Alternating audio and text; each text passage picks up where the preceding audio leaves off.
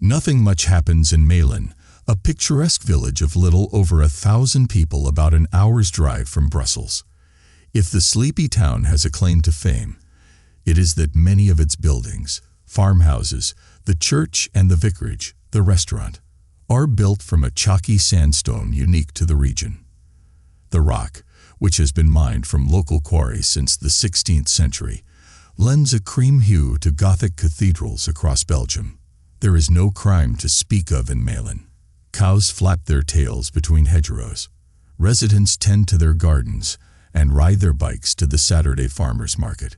On a cold, drizzly Thursday afternoon in January 2016, 2 investigators from the Federal Police Force in Brussels arrived in Meddling and pulled up to a red brick house on the edge of town, across the street from a furrowed field. The upscale villa in a rural village, as the police later described it in court proceedings, was surrounded by metal fencing. The officers rang the buzzer and were let in through a pointed gate. A petite, fine-featured woman with a ruby-red pixie cut and expressive eyebrows answered the door. Her name was Godelieve Soet, and though born in Belgium, she had spent much of her life in Africa. Her father had been a colonial police officer in the Belgian Congo, and decades later, after the colony's independence, she herself had worked for Belgium's embassy in the country. Now, at age 66, Soet lived a quiet life in Meddling, caring for her horses and her dogs, but she surrounded herself with reminders of her former home. Masks and spears adorned the walls. Cross-shaped ingots from the Congolese copper belt sat on the mantelpiece. The police officers introduced themselves, flashed their badges, and presented a search warrant. Soet grumbled. She had been expecting this visit and was tired of the matter. The events under investigation had taken place when she was just 11, and they were her father's doing, not hers. She knew that someone might show up at her door to punish her for his sins, hence the fencing and the electric gate. Soet nonetheless gave the police what they were looking for. From a small blue wooden box, she produced a decaying molar capped with a gold crown. In another were a handful of spent bullets. The officers sealed the objects in a plastic bag and left for Brussels. The tooth and the bullets were evidence in a cold case, an investigation into the murder of a man who had been shot to death in the Congo 55 years earlier, almost to the day. Patrice Lumumba did not last long in the limelight. A former postal clerk and beer pitchman in the Belgian Congo, he took the helm as prime minister when on June 30, 1960, the Congo celebrated its newfound freedom from Belgium after 75 years of colonial rule. Chaos engulfed the new country within days, forcing Lumumba to set aside his governing agenda and focus on survival.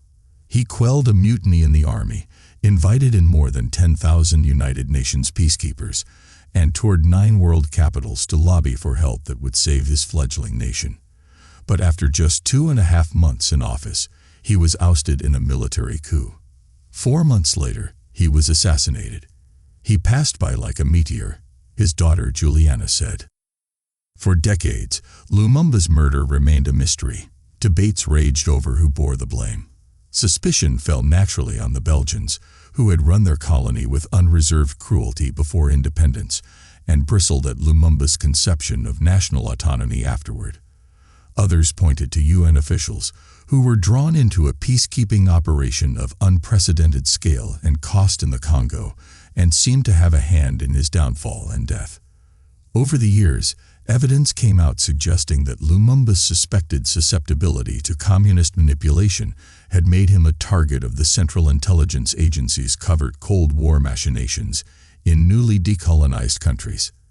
And eventually it was revealed that the CIA, acting on the orders of the White House, had dispatched vials of poison to the Congo in an effort to assassinate Lumumba.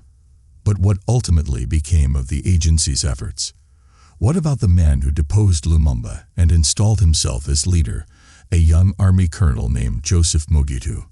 And how exactly did Lumumba end up before a firing squad on the night of January 17, 1961, in a remote clearing in the Congolese countryside? This book tries to at last answer these questions, drawing on forgotten testimonies, interviews with participants, diaries, private letters, scholarly histories, official investigations, government archives, unearthed diplomatic cables, and recently declassified CIA files, it finds that the conventional narrative about the rise and fall of Lumumba leaves out much of the story. The book pays particular attention to the role played by the United States, laying bare the questionable motivations, unscrupulous methods, and grave damage of the country's policies. It shows how American officials privately displayed racist contempt for the Congolese, and it reveals that their involvement in the Congo was darker and more extensive than commonly thought, and started earlier than has previously been known. The CIA and its station chief in the Congo, Larry Devlin, had a hand in nearly every major development leading up to Lumumba's murder, from his fall from power to his forceful transfer into rebel-held territory on the day of his death.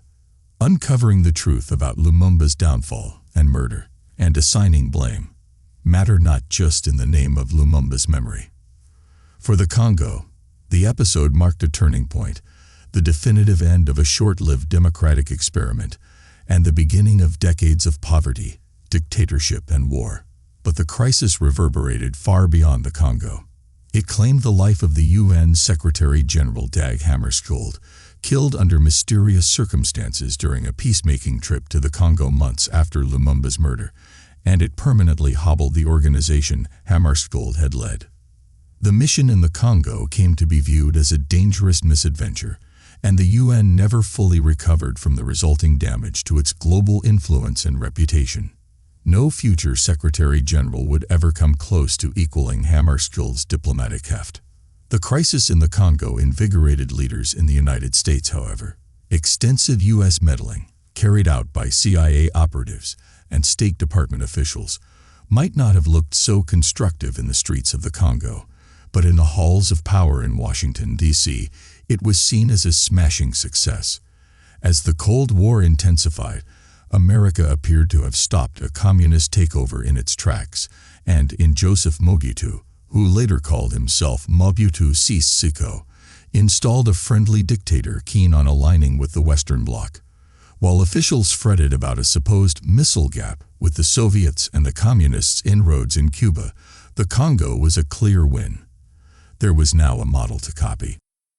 The American intervention in the Congo was an early battle in a decades-long series of covert actions that would showcase the conflict between interests and values in American statecraft. The relatively genteel strategies crafted by the so-called wise men of U.S. foreign policy in the 1940s and 1950s gave way to the darker pursuits of the 1960s, 1970s, and 1980s. Before America launched the disastrous Bay of Pigs invasion in Cuba, before it waded deeply into Vietnam, before it backed the Islamist Mujahideen fighters in Afghanistan, before it illegally funded right-wing Nicaraguan militants in the Iran-Contra affair, there was the Congo. It was in the Congo that the United States and the Soviet Union first faced off in a theater far from either homeland, transforming the Cold War, until then first and foremost a European affair, into a truly global struggle. And it was in the Congo that the CIA, for the first and only time, could plausibly claim credit or take the blame for the assassination of a national leader. The United States still hasn't kicked its habit of intense meddling in the politics of the developing world. That was a habit it picked up in earnest in the Congo. Stories of armies, governments, agencies, and institutions have a way of obscuring the humans behind them. So it is with the post-independence turmoil in the Congo and Patrice Lumumba. With his murder, the man was lost, and the myth replaced him. The French philosopher Jean-Paul Sartre wrote a fulsome introduction to a book collecting his speeches.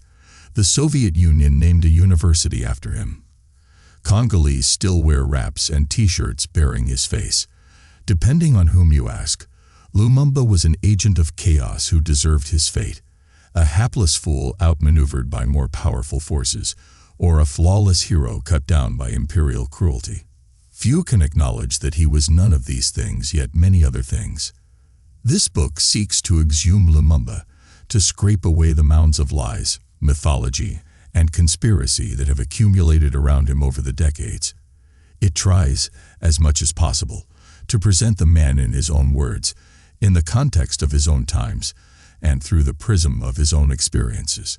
Contrary to a common Western belief at the time, Lumumba was not pro-communist in any sense of the term, nor was he, as a slightly more sophisticated critique had it, particularly vulnerable to Soviet influence.